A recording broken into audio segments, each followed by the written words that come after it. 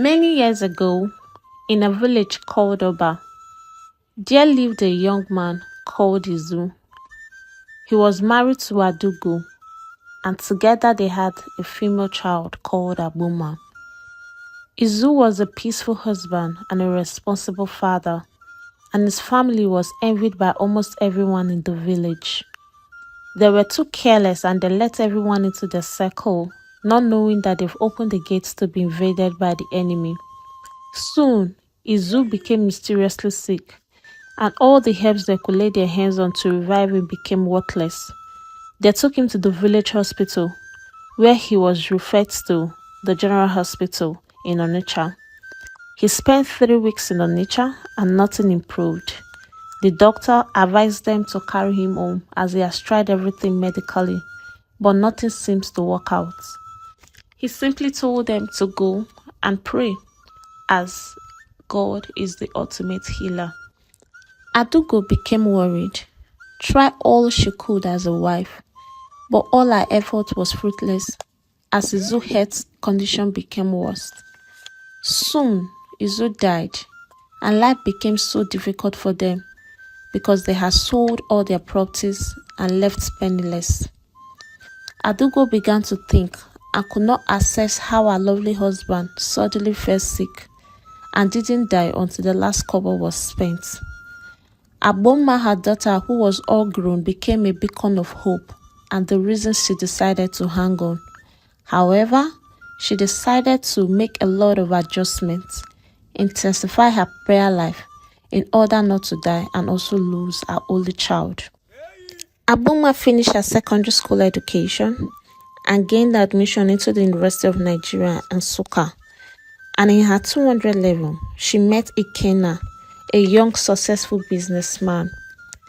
Ikenna loved Aboma so well and took up every of her responsibility, from paying her school fees to clothing and to taking care of Adugo, her mother. In her final year, Ikenna got her engaged and did marriage introduction after 2 weeks. For the first time, Aboma was confident to pay him a visit and stay over for a week. She returned back to school for her final examination, which was the only reason delaying their wedding arrangements. During her stay in the school, Ikenna ran into a beautiful, wealthy businesswoman in a restaurant. As Ikenna was having his lunch, the woman obtained permission to sit with him, which was granted. The woman introduced herself and said, "I am Dr. Clara Afam, the CEO of Fresh Pulks. I have a deal for you because I like you. I want you to marry me and get your old generation secured financially. Here is my card. Call me when you have slept over it." Ikenna got home and had a lot going through his mind. So he weighed the two women. "I love Abuma, that's undisputed, but I've been the spender. She just wants to graduate and only God knows how long she will stay before securing a job. Even if she does, she will still have to take care of her mother before she can get to the level of Dr. Clara Afam. So many years would have passed. And for Dr. Clara Afam, though she's older than I am, but what has age got to do with enjoyment, financial stability, good life, and lots of adventures? Well, Aboma cannot even curse me because I've done a lot for her and her mother. She will only cry for a few days, and before you know it, she will be healed. I need someone that will push my business and not someone that will spend all my money." So he picked up his phone and dialed the 11-digit number that same night and said, "Hello, Dr. Clara. This is Ikenna, the man you met at the restaurant today." "Oh, I knew you would call," Dr. Clara responded, "but I said you should sleep over it." Ikenna then said, "I have thought thoroughly about the offer, and I think God brought you my way at the right time. My fiancé, who I loved so much and invested on, suddenly broke up with me last week, and I was just at the restaurant trying to cool off my head and be around people so I don't do something nasty while trying to recover from the breakup.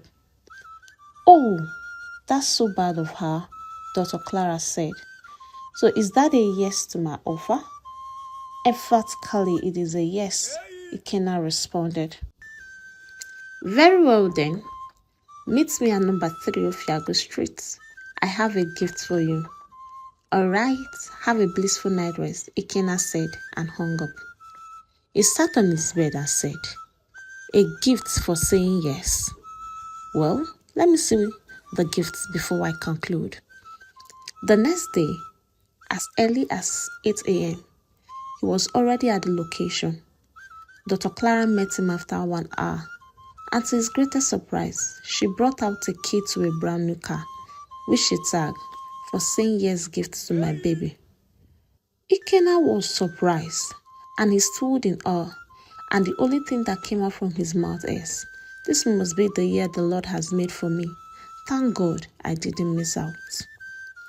Aboma finished her exams and was worried because unlike her Ikenna, he didn't even bother checking up on her.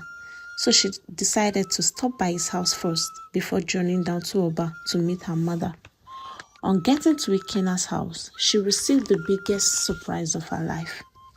A surprise she never imagined. Ikenna said, why did you decide to pay me a visit this night? Why didn't you call? I know I have done your introduction and we have a wedding to plan. But why did you decide to give me such a spontaneous visit? Aboma was shocked to her bones because she imagined to meet an excited man who will celebrate her successful graduation and a good atmosphere for her to break the news she has been holding since 2 months. She then said to Ikenna, I left here on the 4th of April and today is July 10th. You didn't bother to check up on me in school as you normally do. No phone calls, no text messages. I became so worried and I said, I must be here no matter how late it will be after my final papers, just to know if all is well with you. I am perfectly okay, Ikenna responded. I didn't want to disturb you because I know that final year examination need utmost concentration and you will soon be with me forever. So why should I be rushing over something that is mine? Well, I am now a graduate, Aboma said. That's nice. Congratulations, Ikenna responded. Aboma then moved closer to Ikenna and said, you are sounding so odd. You don't sound like someone I know. What suddenly changed? Have I offended you in any way? Please let me know and I will quickly apologize. You have done nothing, or is your conscience pricking you? Ikenna said. Well, I just think I've been going through a lot of stress, especially for the wedding. Okay, I think you'll be relieved by hearing this, Abona said. Hearing what exactly? Ikenna asked. I am pregnant. I discovered 1 month after I left here and I decided to surprise you with it after my exams. Pregnant? For who? So you went to school and you started sleeping with boys and you think you will hang it on me? Come on now, Ike. Don't be so worked out. You know me too well and you know I can't do such a thing, Abona said. Please stand up and leave my house this minute. I don't want to do something nasty. Aboma, who was still very calm about the situation, said, I understand you're not in a good mood and you're going through a lot of stress. So can we just keep this till tomorrow? You must be very stupid to think I don't know what I'm saying or doing. I said, leave my house right now. Aboma was shocked and said, Ikenna, do you know what time it is? I can't even see a taxi back to the campus, not to talk of going to Oba. That's your business. You can fly, disappear, or do anything you wish to. But what is important to me is you leaving my house right now and never you return here again. Aboma carried her bag and hurriedly left for the park in total confusion. She got to the park and no vehicle was available for movement, so she passed the night in the park alone with the securities. The next morning, she journeyed to Oba and told her mother all that Ikenna did last night. She said, if I wasn't pregnant, I would have easily moved on. But planting his seed in me, denying his responsibility, and labeling me a prostitute saddens me the most. Pregnant? Adugo asked. When did it happen? Mama, it was after the introduction. I spent 7 days with him before moving down to school. You see your life. This is the major mistake you young girls make, Adugo said. Introduction is not marriage, and opening your legs for a man that hasn't paid your bride price is not dignifying. No matter how you try to modernize these things, keeping yourself till after marriage can never be outdated. Let's pray he comes back to his senses. Otherwise, you will live in regret for the rest of your days. Aboma broke down and said, I am so sorry, Mama. He lured me into this. No, he didn't, Adugo interrupted. Because you had conceived it before agreeing to stay with him for 7 good days alone. Like I said, let's pray. The spell cast on him falls off his eyes before you become a laughingstock in this village. The next day, they both journeyed to Enugu to at least know the reason behind the sudden outburst. Ikena surprised Adugo by saying, You think I don't know how you killed your husband by allowing him shoulder all the responsibilities in your home? The old man got choked and mysteriously took ill, and today he is in the grave. I don't want to end up like him, and so I have cancelled all the wedding arrangements. Adugo said, You just reopened a healed wound, but I won't be angry because you have been so good to my daughter and I. Whatever that is wrong with you apparently is beyond your control. Now that you have cancelled the wedding, what will happen to the pregnancy? Pregnancy? Ikena asked. Go and cook with it, because I am not interested. Now leave my house, the both of you, before I get you arrested. Adugo and her daughter Abuma were so broken, but they summoned courage and returned back to the village. When they got home, Adugo said to Abuma, her daughter, You don't have to be too hard on yourself. He came, and we both thought he was an answered prayer from God without confirming. But it is all fine. Falling is not a bad thing. The most dangerous thing is falling and refusing to stand. Thank God you are done with your tertiary education, so it will be easy to get a good job and navigate through this new phase. Don't worry, my daughter. I will be here to give you all the support that you need. Thank you, Mama, Abuma said. But this still feels like a dream to me. I'm so sure I didn't offend that man. So what changed? I trusted him so well, and I was picturing our future together. Adugo then said to her daughter, You see, woe to that man who will put his trust in a man, says the Holy Book. For every word Ikena said to us in his house, I beg you, my daughter, don't use it as a storage tank and cage yourself. Simply use it as a brick and build a castle that when he sees you tomorrow, he will only feel ashamed of his decision. Oh, Mama, thank you so much for your kind words, Aboma said. Ikena, on his part, moved into Dr. Clara's house, and marriage started just like that. He eventually abandoned his business and started living as a full house husband who had everything at his disposal. He didn't regret treating Aboma and Adugo, her mother, in the manner he did one bit. Adugo couldn't let go of those hard words. They kept on re-echoing. You think I don't know how you killed your husband by allowing him shoulder all the responsibilities in your home? The old man got choked and mysteriously took ill, and today he's in the grave.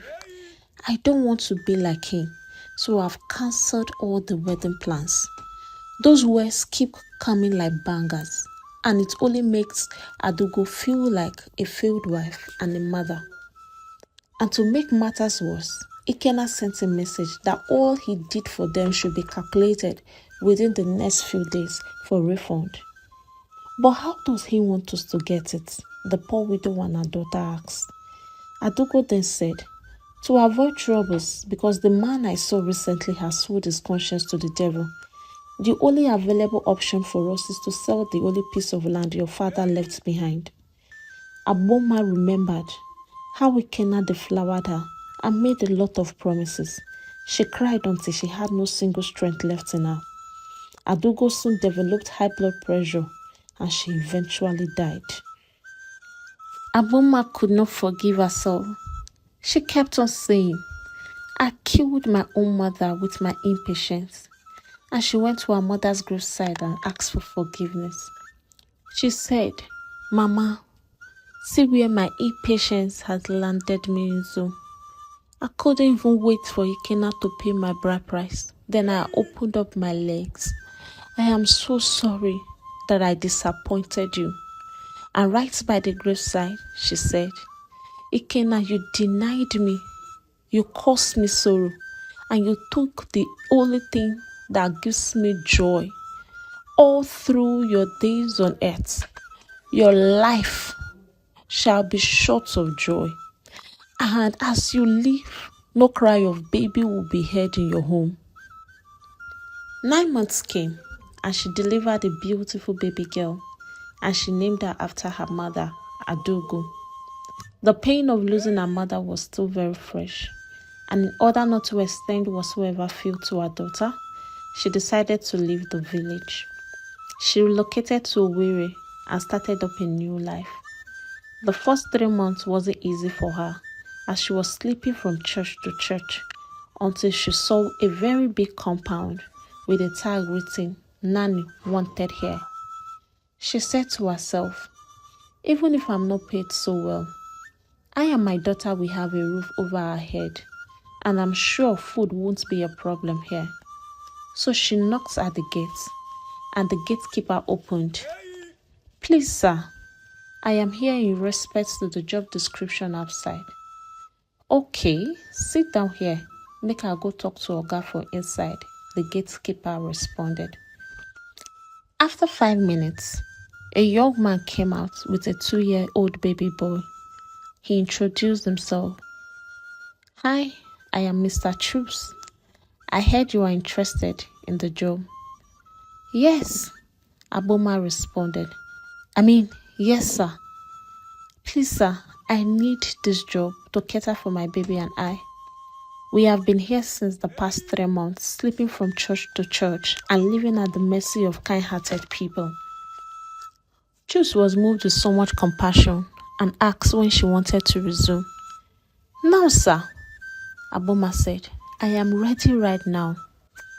Juice then said to her, I am simply employing you because of this baby. Since you are a mother, you can easily take care of my son. His mother died during his delivery, and I vowed to take very good care of him because he constantly reminds me of my late wife.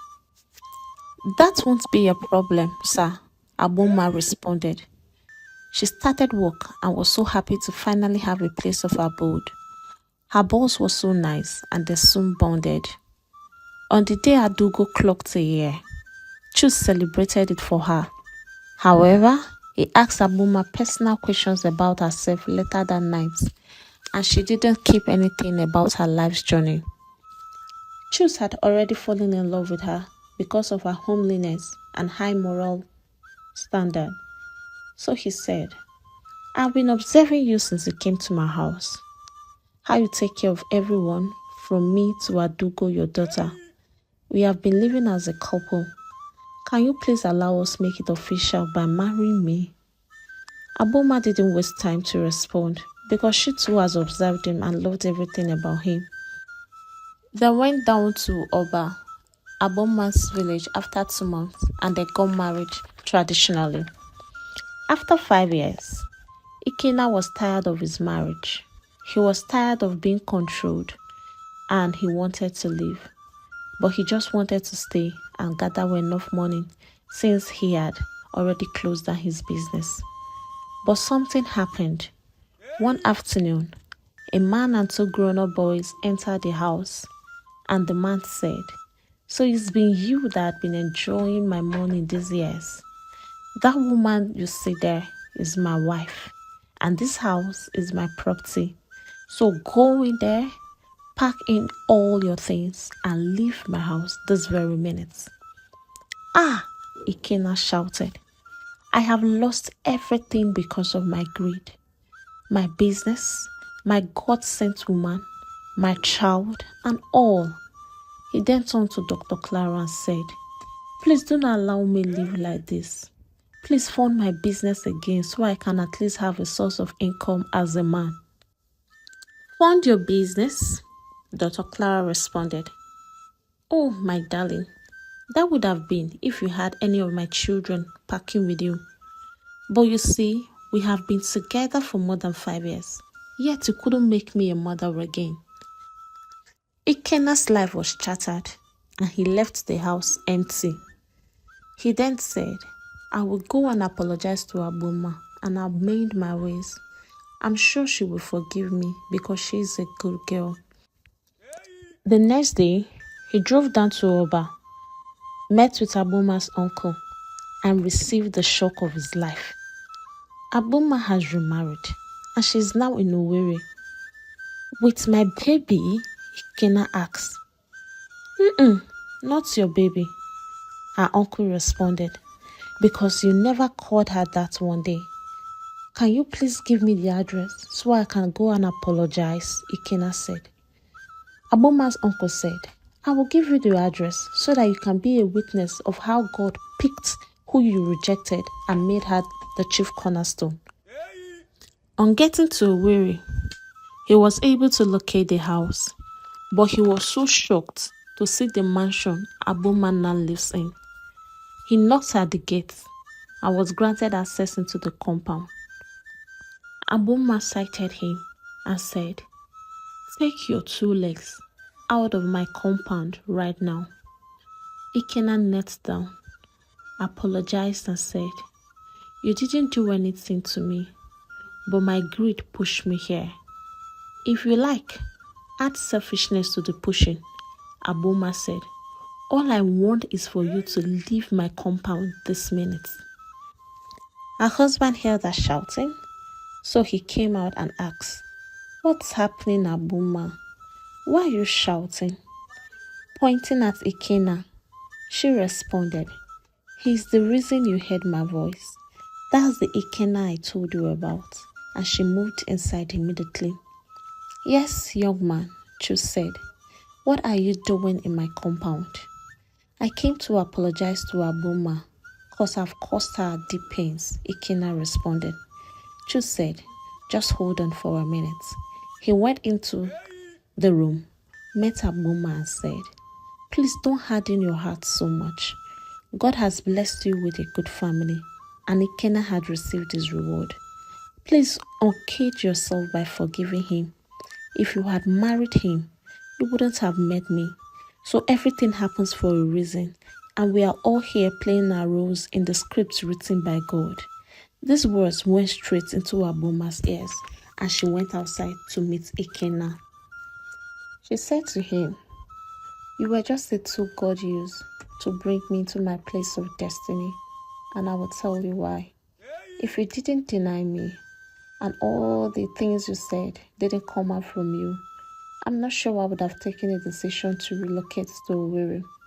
And thank you for playing your part so well, because my lovely husband here employed me as a nanny because of our daughter Adugu. And let me just tell you, you have no rights over her because my husband here paid in full, and that makes him her father as our tradition demands. There's really no reason why I won't forgive you, because I am happily married, not just to any person, but to a wealthy man that has sense. And my daughter Adugo has a responsible father. So I forgive you, and I wish you the best of luck.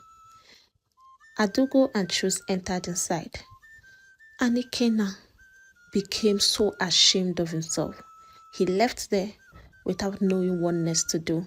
He lived the rest of his life in mysteries, in regrets, and he never remarried or bear any child.